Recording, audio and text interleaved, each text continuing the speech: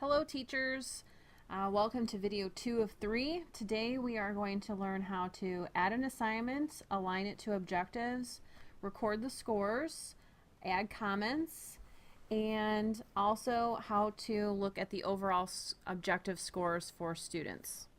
So we're going to jump right into adding assignments. Most of your tools are going to be up here in these little icons, and you can see that if I hover over them, the create new assignment comes up. It tells me what icon I'm hovering over. So we're going to click that button, and you're going to be brought into basically an information page. You're going to add all the information about the assignment that you're adding. The first you're going to start with is what category does this assignment fall into? It could just be classwork, maybe it's a project that students have been working on, but try to categorize these if you can. And then you're going to put in the assignment short description. This is also the title that will appear at the top of the column when you see that summary of all the students' grades. So I'm going to put in, I think I'll do an argumentative essay. You don't need to worry about the unit and base points or objective points. If you are not aligning an assignment to an objective, this is where you would enter your points, okay? If you are aligning it to an objective, which I think most of the assignments should be able to be aligned to, you're going to click this button and then we'll add the points a little bit later. Leave the factor weight as 1 if you want it to affect the score. If you're adding in something about maybe this is the argumentative pre-task, and I don't actually want this to count toward their grades, but I do want to record the points in Tyler so that I have it for my records, I could put it as a factor weight of 0. So it wouldn't actually affect their grade, but then I still have a record of what they received. You need to select a due date. You can select anywhere in the trimester. So you can put assignments in way in advance of actually giving them, or you can do assignments that you've collected 1 or 2 weeks ago. You don't need to put anything in for the formula. If you wanted to copy this assignment to others, let's say this was actually a journal entry and I collect 1 journal entry a week, I could click this button and copy, create 8 or 9 more assignments, however many I want, and I wouldn't have to go through entering in information on this page each time. This last little button is an important one. If you don't want scores to be viewable by parents in Parent Portal, you want to uncheck this. And now we're down here to these 2 tabs. Homework on Family Portal I will cover in the 3rd video, which this is where you can actually upload homework assignments that will be visible on Parent and Student Portal.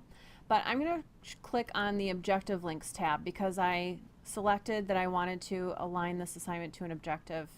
So I'm going to go down here, click Align to Objectives, and then I'm going to select which standards this aligns to. Now, one thing to remember is that if you select more than one standard or objective, you need to enter in a score for each individual assignment. So even though this might be a large overarching assignment, I need to give the student a score for his or her foundational skills, writing skills, language skills. So I would definitely recommend only aligning each assignment to 1 standard. There's no need to make it harder on yourself, similar to how we maybe grade with 6 traits of writing. We're just grading for 1 trait. For bigger projects, you might want to have these aligned to more than 1 standard, especially if you're using a rubric that scores each standard. But for smaller assignments, I definitely would say you can just stick with 1 standard. Once you're done selecting your standards, you're going to click Done. And now you'll notice this has popped up down at the bottom, and there's a column where I can enter the base points. So let's say this was worth 50 points. I've filled in all of my information, and I'm going to click Apply. And as Mary Kay always says, click Apply or cry. So I definitely recommend if Apply is an option, click it. If you wanted to create another assignment so that you don't have to click back and forth between the home screen, you can just click this green button and it'll bring up a new page so that you don't have to go back to the landing page and then click this Add Assignment button again. So you'll see here now, because I have my assignments in reverse order, my newest assignment pops up next to their names, and you can see that it's pending. It will always stay pending until I actually click into record the student's scores. And this is important to know because this is what will show in Parent Portal eventually when we start using that next year. If I were a parent to log in, if I'm Joaquim's parent, I'm going to see that this is pending. So to record a score, I'm going to click into the column. You need to do that so that Tyler knows which assignment you want to enter scores for.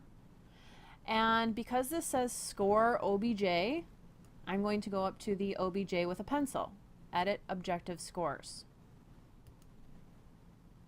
Click in there and it takes you to 2 tabs.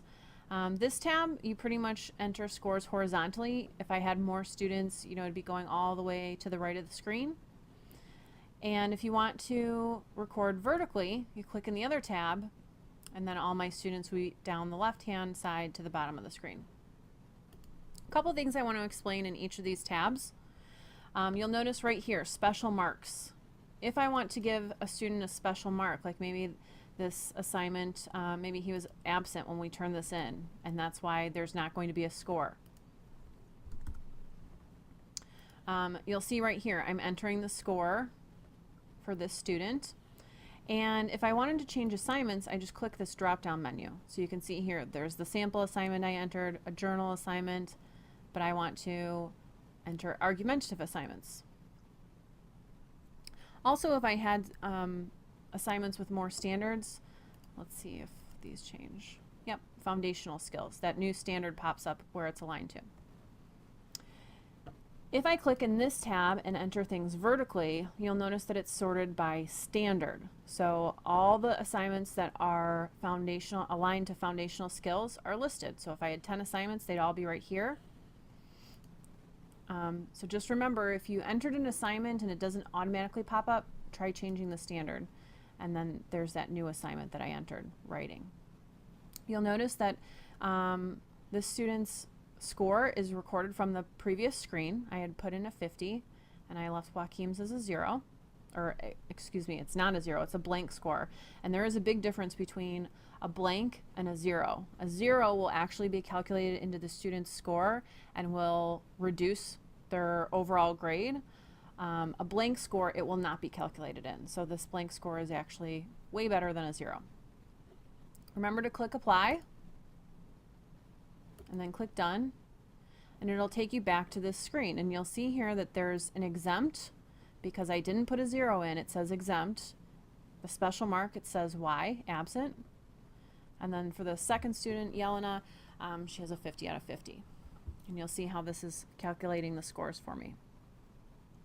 So that's how you add an assignment that's aligned to an objective.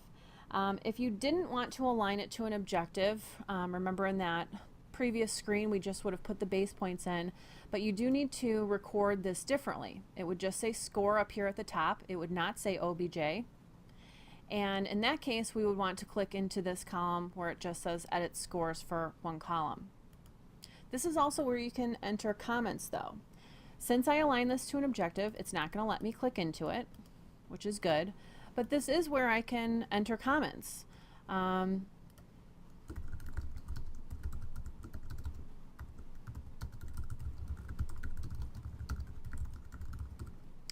I like this because parents can see these comments in Parent Portal.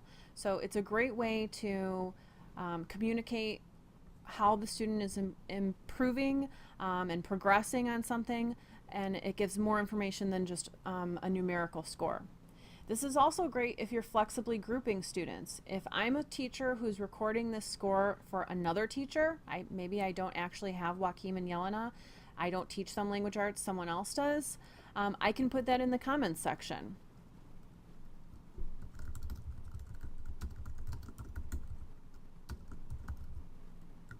Whoops. And then that way the parent knows that if they have a question, they should contact Mrs. Johnson because Joaquim is with her for language arts. So when you're done with that, click apply and then click done. So just to recap, if you enter scores for an objective, you go to the OBJ. If you want to enter scores that are not aligned to an objective, so pretend this OBJ isn't here, you go into the edit scores for one column, and this is also where you see comments. Notice you can't see the comments on this one main page, but if I click back in here, I can see the comments that I originally entered. Okay? The last thing I'm going to show you today in this video is how to check students' overall objective grades. So I've aligned 2 assignments, 2 objectives here, and if I want to see how they're performing overall in each objective, I'm going to go up to this tab that says Objectives. Click on that, and I've only aligned the assignments to writing. If I had aligned them to more, all of the standards would be listed here. But this gives, you'll see here, there's a option for percentage, total points, and average points. So Joaquim is currently getting an 82% in writing. Yelena is getting a 91%. We can change this to total points,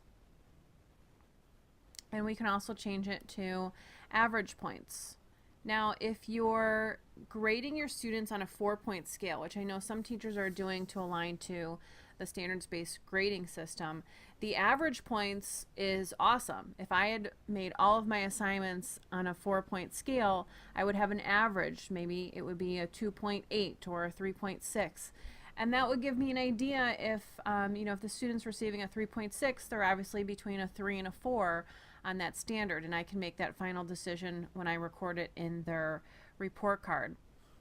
Their percentage is also, it gives you a good idea. Now, I do caution you, the 4, 3, 2, 1 does not equal a percentage point. We want to reiterate that an A, B, C, D, and A does not equal a 4, and so forth. A student can get an A and still be meeting standards. But this does give you some evidence if you have questions from parents about why a student received a certain score on their standard. And so it's just a nice kind of summary of how the students are performing on their objectives. So that's all for today's video. Again, please feel free to contact a member of Instructional Services if you have any questions.